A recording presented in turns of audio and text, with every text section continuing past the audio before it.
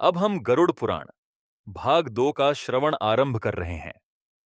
पिछले भाग में हमने जाना कि कर्म ही आत्मा के सच्चे साथी होते हैं। आज का यह भाग बहुत गहन है, परंतु उतना ही आवश्यक भी। आज हम जानेंगे मृत्यु के समय क्या होता है और आत्मा की पहली यात्रा कैसी होती है।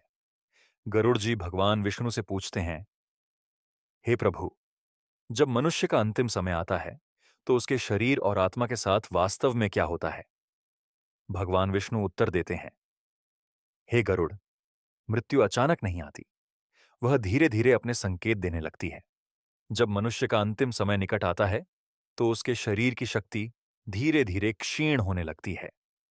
इंद्रियां शिथिल हो जाती हैं, श्वास अस्थिर होने लगती है। उस समय मनुष्य का मन कभी शांति अनुभव करता है तो कभी भय।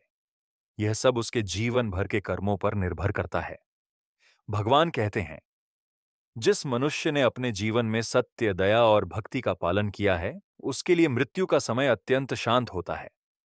उसका मन ईश्वर का स्मरण करता है और आत्मा भय मुक्त होकर शरीर त्यागती है। लेकिन जिसने जीवन भर अधर्म, छल और क्रूरता का मार्ग अपनाया है, उसके लिए मृत्यु का समय कठिन हो जाता है। उसका मन अशांत रहता है और आत्मा डर और पीड़ा के साथ शरीर से निकलती है। गरुड़ जी पुनः पूछते हैं, हे प्रभु, आत्मा शरीर को कैसे छोड़ती है। भगवान विष्णु कहते हैं, हे गरुड़, जैसे दीपक की लौ धीरे धीरे शांत हो जाती है, वैसे ही प्राण शरीर से विदा लेते हैं। आत्मा सूक्ष्म शरीर के साथ स्थूल शरीर को छोड़ती है। उस समय उसे अपना शरीर वैसे ही दिखता है जैसे कोई पुराना वस्त्र उतार रहा हो।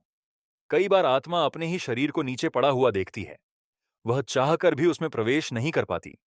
यही वह क्षण होता है जहां मनुष्य को यह सत्य समझ में आता है कि वह शरीर नहीं, आत्मा है। भगवान विष्णु आगे कहते हैं, हे गरुड़, शरीर छूटने के बाद आत्मा अकेली हो जाती है। न कोई साथ चलता है, न कोई सहारा देता है। उस समय जो साथ रहता है वह है कर्मों का भार। पुण्यात्मा के लिए यह यात्रा हल्की और शांत होती है। उसका मार्ग प्रकाशमय होता है। पापी आत्मा के लिए यही यात्रा भारी और कष्टदायक बन जाती है। उसका मार्ग अंधकार से भरा होता है। गरुड़ पुराण कहता है, यमदूत उस समय प्रकट होते हैं जब आत्मा शरीर त्याग चुकी होती है। वे किसी को दंड देने नहीं आते। वे केवल आत्मा को उसके कर्मों के अनुसार मार्ग दिखाने आते हैं। जो आत्मा धर्म के मार्ग पर चली होती है, उसके लिए यमदूत भय का कारण नहीं बनते। और जो आत्मा अधर्म में डूबी होती है, उसे अपना ही कर्म भय के रूप में दिखाई देता है। भगवान विष्णु समझाते हैं, हे गरुड़, मृत्यु के समय यदि मनुष्य ईश्वर का स्मरण करता है तो उसकी आत्मा सही दिशा में आगे बढ़ती है। इसीलिए जीवन में नाम स्मरण अत्यंत आवश्यक है। जो व्यक्ति प्रतिदिन ईश्वर का नाम लेता है, उसके लिए अंतिम समय डरावना नहीं होता।